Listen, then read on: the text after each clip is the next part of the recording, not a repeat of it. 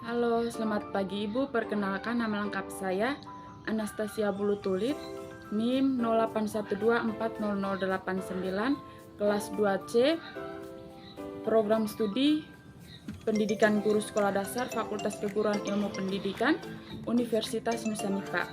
Di sini saya akan membuat video tentang kebutuhan akan pendidikan untuk memenuhi ujian akhir semester saya pada mata kuliah pengantar pendidikan. Selamat menyaksikan.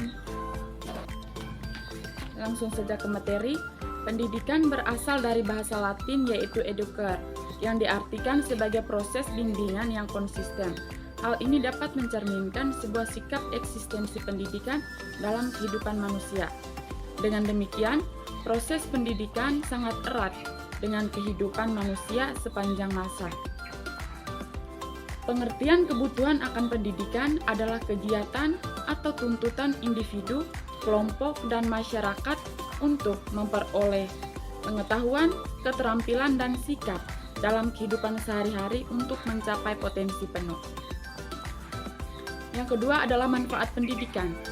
Itu memberikan informasi, membentuk karakter bangsa, memperdalam suatu ilmu pengetahuan, memperoleh gelar pendidikan untuk karir, mengoptimalkan talenta seseorang, mencegah terbentuknya pembodohan generasi, membentuk pola pikir ilmiah, memperbaiki cara berpikir individu, meningkatkan produktivitas, yang terakhir mencapai aktualitas diri.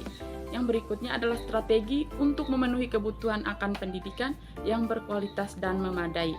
Yang pertama adalah peningkatan kemampuan pembelajaran.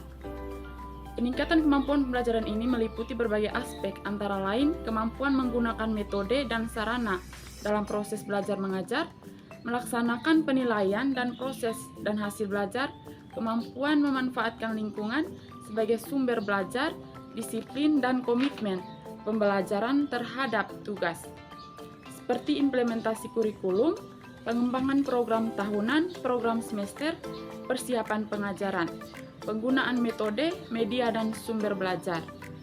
Berikut adalah pelaksanaan kegiatan pembelajaran dan program, perbaikan dan pengayaan.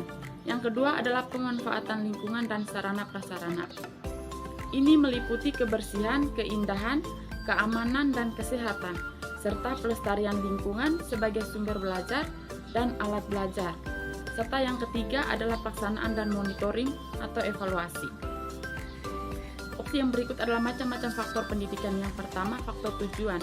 Setiap kegiatan apapun bentuk dan jenisnya, sadar atau tidak sadar, selalu diharapkan kepada tujuan yang ingin dicapai. Sedangkan yang kedua adalah faktor pendidik, adalah orang yang memberikan pengaruh kepada kelompok orang untuk menjalankan kegiatan pendidikan. Ini dibedakan menjadi dua, yaitu pendidikan kodrati yang meliputi orang tua, serta pendidikan dalam jabatan adalah guru. Sedangkan yang ketiga adalah faktor peserta didik, adalah orang yang menerima pengaruh pendidikan dari pendidik. Yang keempat, faktor alat pendidik, adalah suatu tindakan atau situasi yang dibuat dan digunakan untuk mencapai tujuan pembelajaran. Yang kelima, faktor lingkungan pendidikan, adalah tempat di mana terlaksananya pendidikan yang dijaminkan aman dan nyaman.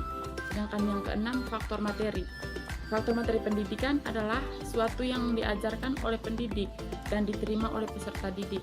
Sedangkan yang ketujuh, faktor metode pendidikan, adalah cara yang digunakan dalam proses pembelajaran guna mencapai tujuan pembelajaran. Sekian video dari saya, terima kasih.